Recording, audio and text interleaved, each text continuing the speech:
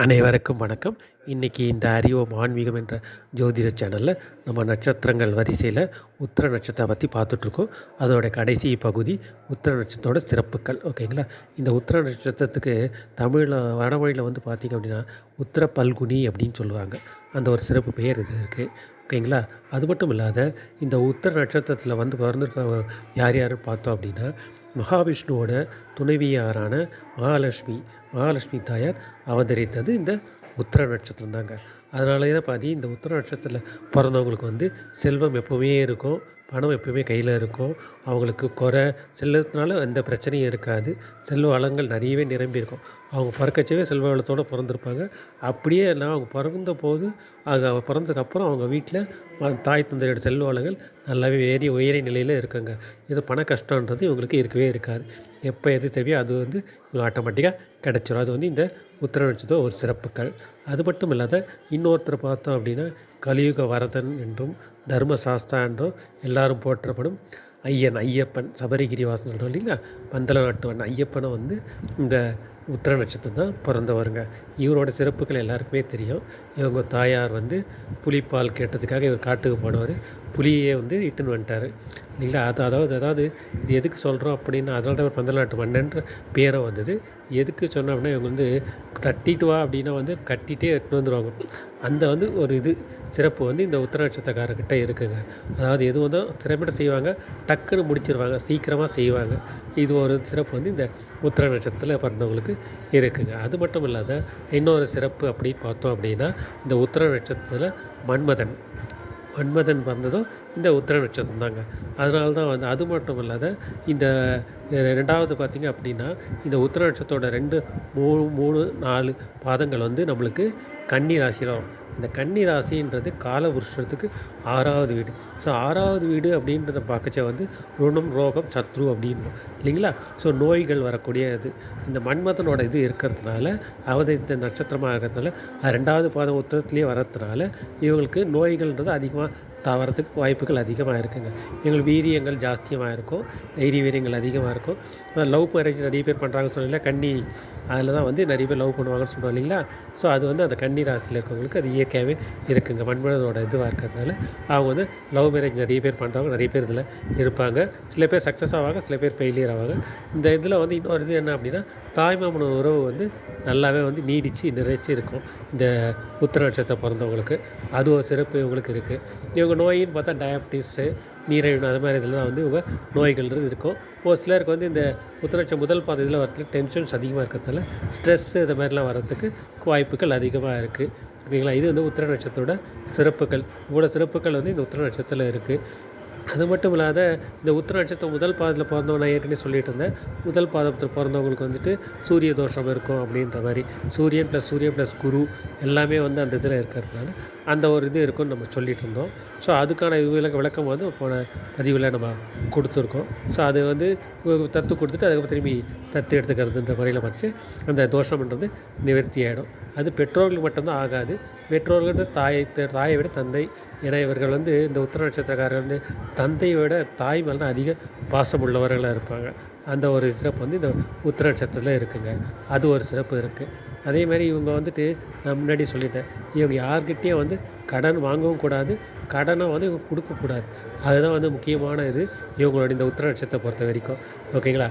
ஏன்னா செல்வ வளம் மிக்கவாலே வந்து இவங்களோட நட்சத்திரத்தில் இருக்கா மகாலட்சுமி தாயார். அப்படி மகாலட்சுமி இருந்துச்சு இவங்களே போயிட்டு இன்னொரு இடத்துல கடன் வாங்குறது வந்து இவங்களுக்கு இதுவாது. அதனால தான் வந்து இவங்க கடன் கொடுத்தாலும் இவங்களுக்கு அந்த பணம் திரும்ப வராது. இவங்க யார்கிட்ட போய் கடன் வாங்கினாலும் அந்த பணத்தை இவங்களால் திரும்ப தர முடியாது. அதனால தான் இவங்க கடன் வாங்கக்கூடாது, கடன் கொடுக்கக்கூடாதுன்றது சொல்கிறோம். இதுதான் வந்து மற்ற எல்லா நட்சத்திரம் இந்த நட்சத்திரத்துக்கு முக்கியமாக வந்து செட் ஆகும். சரிங்களா? அது ஒரு அதே மாதிரி இந்த உத்திர நட்சத்திரத்தில் இவங்க என்றைக்குமே நீதி நேர்மையெல்லாம் பார்க்குறவங்க நல்ல குணவான்கள், தயாள குணம் நிற்கும், நன்மைகள் எல்லாம் நல்லா செய்வாங்க, பெற்றோர்கள் நல்லா பாசம் இருக்கும், நல்லா சம்பாதிப்பாங்க. இதில் நிறைய பேர் வந்து சொந்த தொழில் செய்கிறவங்க நிறைய பேர் இருப்பாங்க. அதில் நல்ல இன்கம் வந்து பார்ப்பாங்க. இவங்களுக்கு திடீர்னு அதிர்ஷ்ட வகையில் வந்து பண வரவுகள் நிறையவே இருக்கும். நான் ஆல்ரெடி சொல்லியிருந்தீங்களா, கேம்லிங்கிலோ இல்லை வந்து லாட்ரி இல்லை இன்சூரன்ஸு இல்லை வந்து இவங்க ஏதாவது மெச்சூரிட்டி அமௌண்ட் ஏதாவது இது பண்ணி வச்சுருப்பாங்க. இவங்களுக்கு ஏதாவது போட்டி இதில் ஜெயிச்சு பணம் இதில் வந்து அந்த மாதிரி இதில் ஜெயிக்கிறதுக்கு நிறைய வாய்ப்புகள் இவங்களுக்கு இருக்குது. இதெல்லாம் வந்து இந்த உத்திர நட்சத்திரோட சிறப்புகள் இதில் இருக்குதுங்க. அதேமாதிரி இந்த நட்சத்திரக்காரருக்கு அதிர்ஷ்டம் தரும் நட்சத்திரங்கள் அப்படின்னு நம்ம பார்த்தோம் அப்படின்னா, அவங்களுக்கு அதிர்ஷ்டம் தரும் நட்சத்திரங்கள் அப்படின்னா அஸ்வினி, மகம், மூலம் இது வந்து அதிர்ஷ்டம் தரும் நட்சத்திரங்கள்ங்க. அதுக்கு அடுத்தது பார்த்தோம் அப்படின்னா வந்து உங்களுக்கு வேறு அதுக்கு அடுத்தது பார்த்தோம் அப்படின்னா வந்து ரோகிணி, சித்திரை, ரோகிணி, சித்திரை, அவிட்டு திருவோணம் இந்த நட்சத்திரக்காரர்கள் வந்து உங்களுக்கு நன்மைகள் அதிகமாகவே கிடைக்குங்க. உத்திரம், அஸ்தம், ரோகிணி, அஸ்தம், திருவோணம் இந்த நட்சத்திரக்காரர்கள் இவங்களுக்கு நன்மைகள் அதிகமாகவே கிடைக்கும். இந்த 6 நட்சத்திரம் யாராவது ஒரு லைஃப் பார்ட்னர் தான் யோகம் தாங்க. இதோட யோகம் தர நட்சத்திரம் எதுன்னு சொன்னோன்னா சுவாதியும் சதயம். இதெல்லாம் வந்தால் இவங்களுக்கு வாழ்க்கையில் வெற்றி மேலே வெற்றி தான் இருந்து இங்கே மாத்தட்டிட்டு போயிட்டே இருப்பாங்க. எந்தவித தடைகள் எதுவுமே இருக்காது. ஏன்னா சுவாதி சதயம்ன்றது வந்து ராகுவோட நட்சத்திரங்கள். ராகுனாலே பிரம்மாண்டம் தான். ஸோ அதனால் மகாலட்சுமி அம்சத்தோடு இருக்கிறதுல செல்வ வளம் இன்னும் அதிகமாகவே வந்து உங்களுக்கு சேர்ந்துக்கிட்டே இருக்கும். சொத்துக்கள் நிறைய சேர்த்துட்டே இருப்பாங்க. இந்த 1ஆம் பாதத்தில் பார்த்தா ஆல்ரெடி சொத்துக்கள் நிறையவே இருக்கும். மீதி 3-2 மாதங்கள் இருக்கிறதுக்கு சொத்துக்கள் இருக்கா நிறைய சேர்ப்பா. இவங்களுக்கு இன்கம்ஸ்லாம் எப்படி வரும் பார்த்தோம் அப்படின்னா, இவங்க சில பேர் வந்து வீடு கட்டி வீடு வாடகைகளுக்கு வாங்குவாங்கள்ல, அந்த மாதிரி இதில் கூட இவங்களுக்கு இன்கம் வரும். அதே மாதிரி வந்து ஒரு சிலர் வந்து இந்த இதில் ரியல் எஸ்டேட் பண்ணுறாங்க இல்லையா, கான்ட்ராக்ட் பேசிஸில் அதை கமிஷன் பேசிஸ் பண்ணுவாங்க. அந்த மாதிரிலாம் இவங்களுக்கு இன்கம் வரும்.